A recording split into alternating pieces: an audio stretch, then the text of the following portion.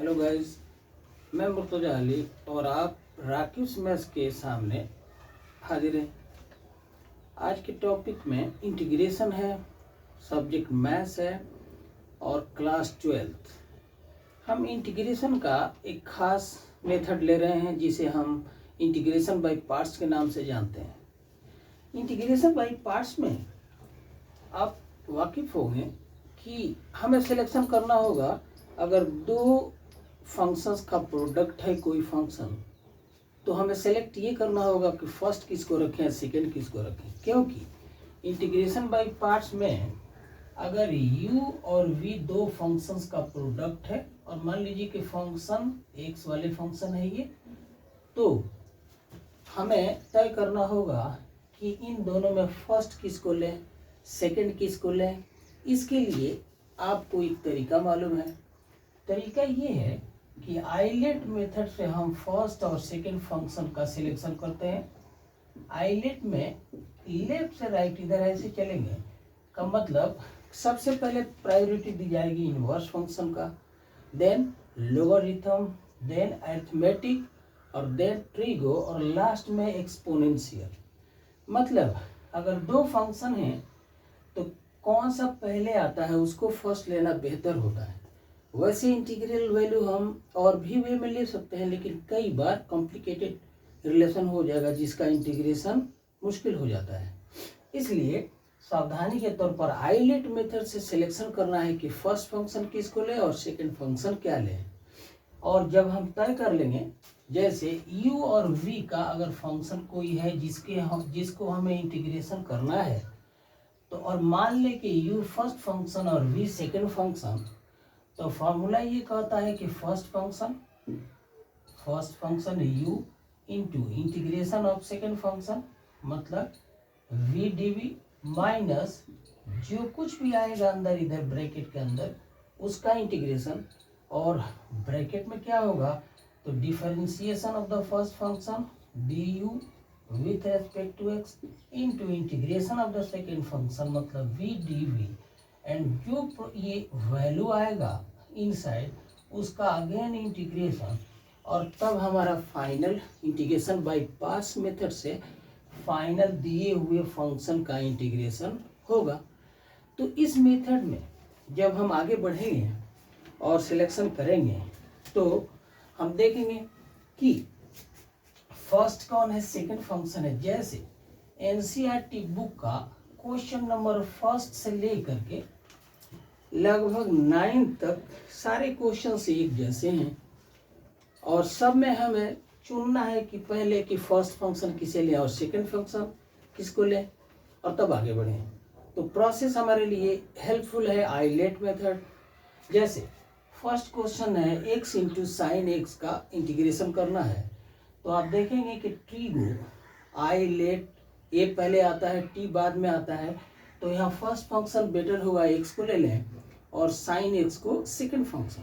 तो अगर हम यहाँ इंटीग्रेशन करना शुरू करें तो फर्स्ट फंक्शन मतलब x into integration of sine x, फिर माइनस तो इंटीग्रेशन ऑफ साइन एक्स तो dx देना होगा, minus integration of all coming under this bracket बड़ा ब्रैकेट, तो डिफरेंशिएशन ऑफ फर्स्ट फंक्शन मतलब dx upon dx and integration of sine x एक बार लिख ही लेते हैं, इंटीग्रेशन ऑफ साइन एक्स, और उसके बाद फिर हम जो आएगा अंदर उसका इंटीग्रल वैल्यू लेंगे। तो आइए कर भी लेते हैं। x लिख लिया और साइन का इंटीग्रेशन माइनस कॉस, तो माइनस पहले लिख लेते हैं, एक minus x cos x minus differentiation ये 1 हो गया और साइन का इंटीग्रेशन माइनस कॉस एक्स होगा एंड dx लिखना होगा। अब इस तरह से ये माइनस एंड माइनस को हम अगर प्लस दे दें तो हमारा इंटीग्रल वैल्यू आ गया minus x cos x and plus cos का इंटीग्रेशन प्लस साइन एक्स होगा and then plus integration constant c लिख लेंगे, तो हमारा integral value given function x into sine x का आ गया। अब इसी तरह के सारे questions exercise number NCERT book का 12th क्लास के लिए एनसीईआरटी बुक का एक्सरसाइज नंबर है 7.6, जिसमें फर्स्ट क्वेश्चन मैंने किया और फर्स्ट से लेकर के 9 तक एक ही नेचर है। आप आराम से आइलेट मेथड से सिलेक्शन कर सकते हैं कि फर्स्ट किसको लें, सेकंड किसको लें, और हम इस तरह से आगे बढ़ेंगे तो इंटीग्रेशन लेने में प्रॉब्लम नहीं होगा। अब हम इसके बाद फर्स्ट क्वेश्चन के बाद हम चलते हैं, जंप करते हैं क्वेश्चन नंबर 10 जो इम्पोर्टेंट भी है और इनसे अलग है। हमने फर्स्ट किया, इसी वे में आप किसी को कर सकते हैं। 10th क्वेश्चन है, इंटीग्रेशन लेना हमें, साइन इनवर्स एक्स का स्क्वायर है, तो यहाँ एक ही फंक्शन है। क्वेश्चन नंबर 10 और ये डिफरेंट है और इसलिए हमने इसको करना बेहतर समझा। साइन इनवर्स एक्स का स्क्वायर है, वेरिएबल एक्स है तो dx होगा। अब हमने लेट करना है यहाँ। अगर हम लेट करते हैं साइन इनवर्स एक्स के लिए t लेट कर लें तो एक रिलेशन ऐसे बना कि cos t एंड dt बराबर एट cos t dt, अभी डिफरेंशिएट नहीं, cos t बराबर x हो जाएगा और दोनों तरफ डिफरेंशिएट करें तो cos का differentiation sine minus sine x sine t and d t, to right में हम माइनस ले लेते हैं dx। अब dx के बदले हमें ये लेना होगा या minus sine t d t लेना होगा और सब्स्टिट्यूशन करने पर रिलेशन रिड्यूस ऐसे हुआ, साइन इनवर्स एक्स के लिए t मतलब टी स्क्वायर माइनस बाहर sine t and d t. अब दो फंक्शंस आ गए, पहला हो गया टी स्क्वायर, दूसरा साइन टी साइन। अब हमें इसमें अगर आइलेट मेथड सिलेक्शन करें तो अलजेब्राइक फंक्शन हो गया टी स्क्वायर और sine t trigo function, to first function t square और सेकंड फंक्शन साइन टी। अब आगे बढ़ते हैं, फिर इसका इंटीग्रेशन करते हैं। तो इंटीग्रेशन करने पर जैसा कि इंटीग्रेशन बाय पार्ट्स में फर्स्ट फंक्शन मतलब टी स्क्वायर, साइन माइनस है बाद में यूज करेंगे, एंड कॉस का इंटीग्रेशन साइन का इंटीग्रेशन माइनस कॉस टी होगा, फिर minus integration of all T square का डिफरेंशिएशन टू टी होगा, एंड साइन टी का इंटीग्रेशन माइनस कॉस टी होगा, फिर अगेन और ये डी टी लिखना होगा। तब हमारे सामने फिर ये फंक्शन आ गया, इसका इंटीग्रेशन, और ये value minus T square cos T, फिर माइनस माइनस प्लस, और अब टू कांस्टेंट बाहर टी इंटू कॉस टी का इंटीग्रेशन, तो T first function into cos का integration sine T minus T का डिफरेंशिएशन 1 एंड कॉस का इंटीग्रेशन साइन, तो यहाँ आ गया साइन टी। मतलब जिसका हम हेल्प ले रहे हैं आइलेट मेथड से, हमारा रिलेशन सिंपल होना चाहिए है। अब घेर दिया, उसके बाद आइए हम सब में इंटीग्रेशन ले करके और वैल्यू सब्स्टिट्यूट करते हैं। माइनस पहले था तो ये minus minus plus t square cos T, फिर ये minus two t sine t and plus हो जाएगा, माइनस बाहर था हमने सब में गुणा करना शुरू कर दिया, तो साइन का इंटीग्रेशन माइनस कॉस, तो minus minus plus cos T हो गया। अब हमने साइन इनवर्स एक्स के लिए टी रखा था तो साइन टी बराबर एक्स आ गया था। तो अब काम करते हैं, ये टी मतलब sine inverse x whole square, और कॉस टी के लिए 1 माइनस साइन स्क्वायर टी लिखेंगे तो ये हो जाएगा 1 माइनस एक्स स्क्वायर। क्यों? साइन टी बराबर एक्स होगा, साइन इनवर्स एक्स को हमने टी लिया है, -2 साइन इनवर्स एक्स, एंड ये साइन टी है तो साइन टी के लिए एक्स मतलब 2x sine inverse X plus cos T के लिए √1 माइनस एक्स स्क्वायर लिखा जाएगा, and then plus integration constant C. इस तरह अगर हम आइलेट मेथड से बढ़े तो इतना आंसर आया इंटीग्रेशन। आइलेट मेथड का यूज न करके भी इंटीग्रेशन किया जा सकता है, लेकिन वो ये बात तब होती है जब परफेक्टनेस आ जाती है तब। अब अगले क्वेश्चन को ले लें। क्वेश्चन नंबर 10 के बाद मैं चाहूँगा, आप प्रोसेस बदल गया, क्वेश्चन नंबर 15 से लेकर के और लास्ट तक सारे क्वेश्चन बहुत ही अजीबोगरीब हैं, अच्छे क्वेश्चंस हैं। एक 15 करते हैं, उसके बाद हम चाहेंगे कि सारे क्वेश्चंस का आपको हिंट दे दें और इंटीग्रल वैल्यू भी लिया जाए। क्वेश्चंस कुछ अलग हैं, कैसे आपके सामने प्रस्तुत करते हैं देख सकते हैं आप। क्वेश्चन नंबर 15 ये अलग है थोड़ा, इसमें दो फंक्शंस हैं, log x into x square and +1 है। दो फंक्शंस, एक लोगरिथम और दूसरा अलजेब्राइक। आइलेट के अनुसार log x हमारा फर्स्ट फंक्शन होना चाहिए, तो फर्स्ट फंक्शन मतलब log x इंटू सेकेंड का इंटीग्रेशन मतलब एक्स स्क्वायर +1 का integral value x³ and plus x होगा, हमने लिख लिया इसको, minus integration of all the terms coming under the bracket ले लेते हैं, डिफरेंशिएशन log x का 1/x होगा इंटू इंटीग्रेशन ऑफ ये हो जाएगा x³ एंड प्लस एक्स, और फिर इसका हमें इंटीग्रेशन लेना है dx। अब ये फर्स्ट वाला पार्ट हमारा इंटीग्रेशन हो चुका है, अब सेकेंड पार्ट में हम इंटीग्रेशन करें तो यहाँ माइनस है, और ये फर्स्ट पार्ट x से x³ कट गया तो 1/3 कांस्टेंट कोएफिशिएंट बाहर, और ये आ गया x² dx, फिर माइनस हो जाएगा, x से x कटेगा, यहाँ सिर्फ dx लेना होगा। तो अब इतना इंटीग्रेशन बाकी है। इस तरह फाइनली आंसर कितना होना चाहिए, गिवन फंक्शन का integral value log x x³ plus x and -1/3 और x³ होगा तो अगेन 3 मतलब 3 3 का 9 लिख लेते हैं, and minus x plus integration constant सी।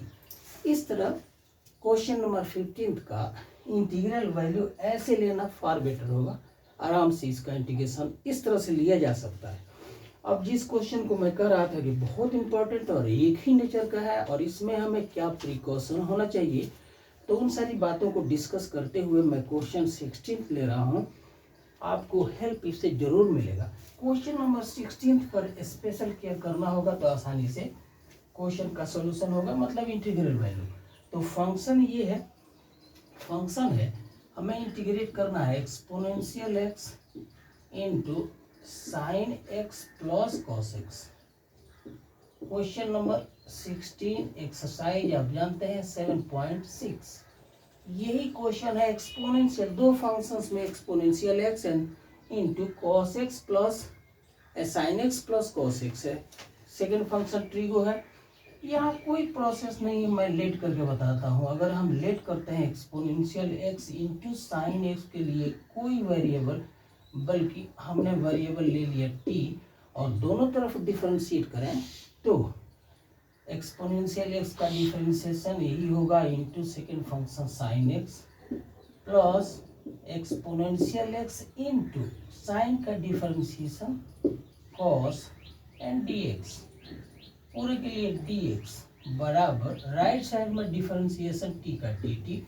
अब पूरे के लिए हम लिख सकते हैं dt, कब, जब सब्स्टिट्यूशन किया एक्सपोनेंशियल एक्स साइन एक्स के लिए t, तो ये इस पूरे के लिए मतलब हमारा इंटीग्रेशन ऐसे कन्वर्ट हो गया, ये हो गया सिंपली dt, तो इसका इंटीग्रेशन टी होगा और टी के बदले लिख सकते हैं exponential X into sine x और प्लस इंटीग्रेशन कांस्टेंट सी। इसलिए गिवन फंक्शन जो देखने में कुछ और लग रहा था, लेकिन इसका integral value exponential x sine x होना चाहिए और है भी। अगला क्वेश्चन बिल्कुल इसी नेचर का पहले 19th करते हैं और तो 17th, क्योंकि नेचर यही है इसलिए पहले 19th में दो फंक्शंस जो है क्वेश्चन नंबर 19 का इंपॉर्टेंट क्वेश्चन। नेचर इस तरह से जल्दी आ सकता है अगर हम सिंप्लीफिकेशन में उलझे नहीं। फंक्शन ऐसे है कि exponential X into 1/x minus 1/x square, इसका अगर इंटीग्रेशन करना हो तो हम इंटीग्रल नोटेशन दे करके ऐसे लिख सकते हैं। एक काम करते हैं, दो पार्ट्स में इसको लिखते हैं, exponential X into 1/x dx minus second part में exponential X into 1/x square and dx। यहाँ पर स्पेशल काम करते हैं, एक जहां पर डिनोमिनेटर का पावर ज्यादा है उसको छोड़ते हैं, ज्यों करते हैं, और जहां x का पावर 1 है मतलब कम वाले पावर का इंटीग्रेशन, मतलब फर्स्ट फंक्शन इसका इंटीग्रेशन करना शुरू करते हैं। ऐसा करके देखिए, ऐसे एक दो क्वेश्चन करेंगे। इसको अगर इंटीग्रेट करते हैं, पहले इसको ऐसे लिख लेते हैं x to the power -1 into exponential x dx। इसका इंटीग्रेशन अगर किया जाए तो फर्स्ट फंक्शन हो गया एक्स टू द पावर -1, तो फर्स्ट फंक्शन मतलब x to the power -1 into integration of exponential x, इतना ही होगा, माइनस फर्स्ट फंक्शन का डिफरेंशिएशन ये आ जाएगा -x to the power -2 into integration of exponential x, तो ये आ गया ऐसे, और फिर इसका इंटीग्रेशन मतलब यहाँ dx। तो फर्स्ट पार्ट हो गया exponential X into 1/x minus minus plus, और यहाँ इंटीग्रेशन में ऐसे आया कि 1/x square and into exponential x dx। और मैंने कहा था कि ये सेकंड पार्ट को हमें ज्यों कहते हैं लिखते जाना था, मतलब exponential X into 1/x square dx तो है। अब देखिए ये इंटीग्रेशन प्लस है, ये इंटीग्रेशन माइनस है, और दोनों सेम है तो प्लस है माइनस को क्रॉस कर देंगे, और फाइनली हमारे पास रिलेशन जो बचा exponential X into 1/x, given function का इंटीग्रल वैल्यू यही होगा, मतलब 1/x इंटू एक्सपोनेंशियल एक्स। इस तरह का और भी क्वेश्चन है, लेकिन हम क्वेश्चन नंबर 17 और 18 करते हैं जल्दी। क्वेश्चन नंबर 17 में भी ये सिचुएशन आने वाला है। तो सबसे पहले फंक्शन को देखते हैं, हमारा फंक्शन क्या है। फंक्शन कुछ ऐसे दिया है क्वेश्चन नंबर 17, ये है x into exponential x divided by 1 plus x and whole square. अब ऐसे फंक्शन में आप देख रहे हैं अलजेब्राइक फंक्शन को फर्स्ट फंक्शन लेंगे, लेकिन थोड़ा सा सिंप्लीफिकेशन, डिनोमिनेटर में 1 प्लस एक्स है, ऊपर वो एक्स है, तो ऐसा हम कर लेते हैं +1 और -1 अगर ऊपर लिख दिया जाए, और प्लस एक्स तो है, और यहाँ dx, बल्कि इसको ऐसे लिखे -1 एंड +1 फिर plus x upon 1 plus x whole square and exponential x तो है। हमने अलजेब्राइक फंक्शन में हल्का सा सिंप्लीफिकेशन, न्यूमरेटर के लिख दिया -1 एंड +1। फायदा क्या होगा, ये दो पार्ट्स ऐसे हो गए, एक पार्ट आ गया -1 upon 1 plus x square and exponential x dx, और दूसरे पार्ट में ऐसे आया कि 1 plus x exponential x upon 1 plus x whole to the power 2, और यहाँ होल टू द पावर 2, नहीं यहाँ, हाँ ठीक है। अब ये 1 प्लस एक्स से स्क्वायर कटेगा और ये हमारा फंक्शन एक ये फंक्शन और दूसरा फंक्शन ये हुआ। अब हम ये इस फंक्शन को पहले अगर लिख लें तो हम कह सकते हैं कि ये आ गया exponential x d x upon 1 plus x minus 1 upon 1 plus x whole square exponential x and d x. अब हम देख, जैसा कि हमने कहा था कि सेम नेचर का क्वेश्चन है, यहाँ डिनोमिनेटर में 1 प्लस एक्स है, इसका पावर 1 है और 1 प्लस एक्स का पावर 2 है। तो इस इंटीग्रल वैल्यू को हम ज्यों का त्यों लिखते हैं और फर्स्ट पार्ट का इंटीग्रेशन करते हैं। आइए आपके सामने एक जरूर ऐसा ही आएगा जो कट जाएगा और बाकी हमारा आंसर होना चाहिए। तो अगर हम सिंप्लीफाई करते हैं फर्स्ट फंक्शन को, फर्स्ट इंटीग्रल वैल्यू को ही कैलकुलेशन सिंप्लीफाई करते हैं, तो इस पार्ट को लिखा जा सकता है कि 1 plus x to the power -1 into exponential x, for the sake of simplicity ऐसा लिख लेते हैं, and minus second integration I2 को यूं ही I2 लिख दिया, इसको हमने I2 ले लिया। अब बाद में इसका वैल्यू भी लिख लेंगे। अब यहाँ फर्स्ट फंक्शन हो गया 1 plus x whole to the power -1, तो फर्स्ट फंक्शन मतलब 1 plus x to the power -1 into exponential x का इंटीग्रल वैल्यू ई एक्स ही होगा माइनस फर्स्ट फंक्शन का डिफरेंशिएशन, तो ये आ जाएगा माइनस इंटू 1 प्लस एक्स का power -2 into second function exponential x and d x. अब आप लिख सकते हैं कि 1 अपॉन, इसको लिख सकते हैं 1 upon 1 plus x into exponential x minus, ये सेकंड पार्ट ये minus minus plus 1 upon 1 plus x whole to the power 2 into exponential x and d x. और पहले से ऑलरेडी I2 हमारा जो है इतना ही है, ये कितना है तो 1 upon 1 plus x whole to the power 2 into exponential x and d x है। तो ये पार्ट माइनस है और ये पार्ट प्लस है, दोनों क्रॉस होने के बाद जो फंक्शन बच गया वो ये है कि exponential x upon 1 plus x, और यही ना इंटीग्रल वैल्यू हुआ। उसके बाद हम जैसा कि हमेशा लिखते हैं इंटीग्रेशन कांस्टेंट से लिख लेंगे।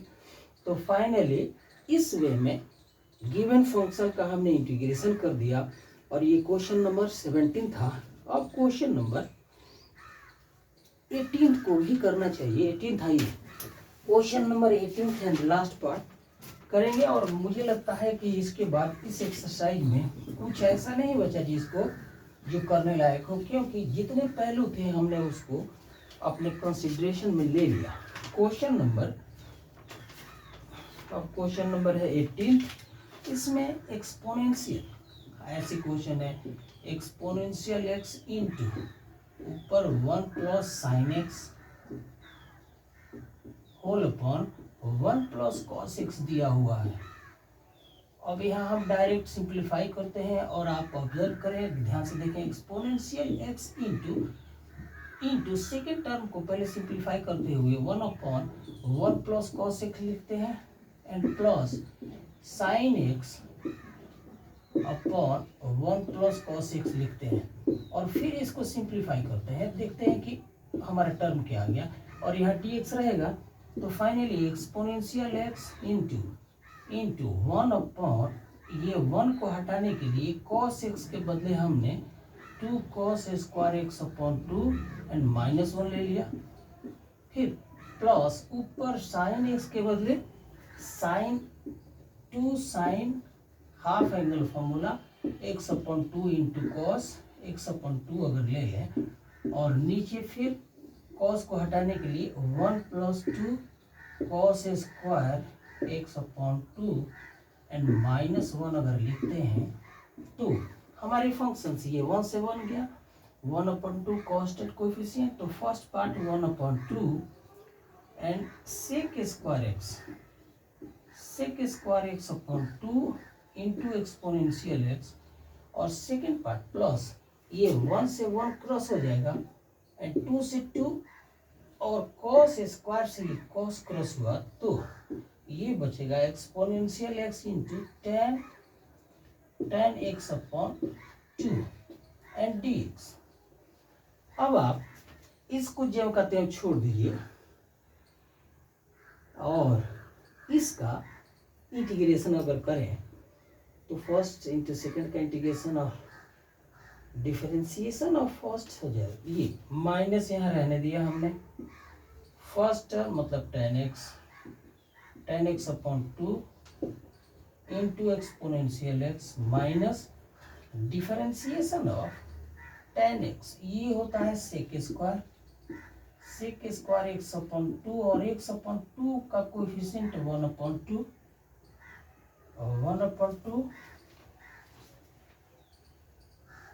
और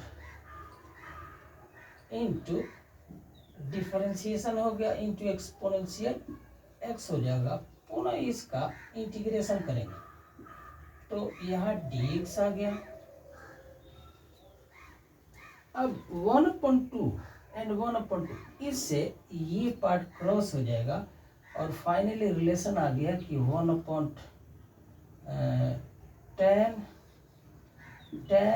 x upon 2 into exponential x, और ये माइनस वैल्यू। इस तरह से सिंप्लीफिकेशन को, साइन को हल्का सा आप ध्यान दे दें, एक पार्ट कटेगा और एक पार्ट बचेगा। और हम क्वेश्चन नंबर 22 लास्ट पार्ट लेते हैं, जो अगेन इम्पोर्टेंट क्वेश्चन है इसलिए इसको करना चाहिए। क्वेश्चन नंबर 22 इसमें इनवर्स का कुछ अलग दिया है और ये भी क्वेश्चन इम्पोर्टेंट में शामिल है। ये क्वेश्चन ऐसे है कि sine inverse 2x divided by 1 plus x square and dx। यहाँ सब्स्टिट्यूशन x के लिए हम tan थीटा लेट कर लेते हैं, तो कह सकते हैं कि tan इनवर्स x ये बराबर हो जाएगा थीटा, tan इनवर्स x बराबर थीटा। आइए अब हम वैल्यू रखते हैं, तो साइन इनवर्स है ऑलरेडी साइन इनवर्स, और x के लिए हमने tan ले लिया है, तो 2 tan theta upon 1 plus tan square theta. अभी हम इंटीग्रेशन नहीं देते, इंटीग्रेशन नोटेशन नहीं देते हैं, गिवन फंक्शन का सिर्फ सिंप्लीफाई करते हैं। तो सिंप्लीफाई करने पर ऐसे होगा कि साइन इनवर्स एंड अंदर आप जानते हैं साइन 2 थीटा बराबर 2 tan theta upon 1 plus tan square theta होता है, तो यहाँ ब्रैकेट में 2 साइन 2 थीटा होगा, तो इनवर्स साइन से क्रॉस होगा और बचेगा सिर्फ 2 थीटा बचेगा। तो अगर 2 थीटा का इंटीग्रेशन करना हो तो यहाँ इंटीग्रेशन नोटेशन लेंगे और डी थीटा लिख सकते हैं, जब थीटा वेरिएबल है, और थीटा के लिए अगर हम रखें डी थीटा इज 1 अपॉन इतना tan इनवर्स, तो ये हो जाएगा 2 एंड थीटा मीन्स की tan इनवर्स x। तो लास्ट में हमने ऐसे किया कि सिंप्लीफाई करने पर 2 थीटा आया, तो थीटा का वैल्यू tan इनवर्स x रख दिया, तो sine inverse 2x upon 1 plus x square के बदले लिख सकते हैं 2 tan इनवर्स x। मतलब इसका इंटीग्रेशन लेना का मतलब है कि 2 tan इनवर्स x का इंटीग्रेशन लेना। अब tan इनवर्स है, एक ही फंक्शन है, तो यहाँ पर इंटीग्रेशन कैसे करें, तो इसके लिए मैं थोड़ा सा बात करूँगा आपसे। इंटीग्रेशन 2 को कांस्टेंट छोड़ दिया हमने, और यहाँ tan इनवर्स को फर्स्ट फंक्शन ले लिया और इंटू 1 को सेकेंड फंक्शन, तो फर्स्ट फंक्शन मतलब tan inverse x, second function 1 का इंटीग्रेशन x होगा तो x यहाँ लिख लिया, माइनस फर्स्ट फंक्शन का tan x का डिफरेंशिएशन ये होता है 1/1 प्लस एक्स स्क्वायर एंड 1 का डिफरेंशिएशन इंटीग्रेशन dx। तो सेकंड पार्ट ऐसे ही आ गया। अब हम 2 से मल्टीप्लाई कर दें तो 2x tan inverse x first part minus 2 constant coefficient को ऐसे लिख लेते हैं और x dx upon 1 plus x square. अब ये सेकेंड इसको इंटीग्रेट करते हैं, यहाँ पर सब्स्टिट्यूशन करते हैं 1 प्लस एक्स स्क्वायर के लिए t, तो 2x dx ये बराबर हो गया dt। अब ये फर्स्ट टर्म तो रहने देंगे, इसके लिए हमने सब्स्टिट्यूशन के बाद जो सिंप्लीफाई किया तो ये रिड्यूस हो गया 2/2 हो गया एंड dt अपॉन t, मतलब ये 2 से 2 क्रॉस होगा log t, मतलब फाइनल रिजल्ट ऐसे आ गया कि 2x tan inverse x minus log mod of 1 plus x square. इस तरह मुझे लगता है कि आपको हमारे इन सजेशन से थोड़ा बहुत जरूर हेल्प मिलेगा, और हेल्प इस सेंस में कि 7.6 के जितने क्वेश्चंस हैं आप सिंप्लीफाई करेंगे और आराम से इनके इंटीग्रल वैल्यू निकाल सकते हैं। इस रिक्वेस्ट के साथ कि चैनल को सब्सक्राइब जरूर करें, शेयर करें। मैं आपसे विदा चाहूँगा, अगले एक्सरसाइज के लिए पुनः हाजिर। धन्यवाद एंड नमस्कार।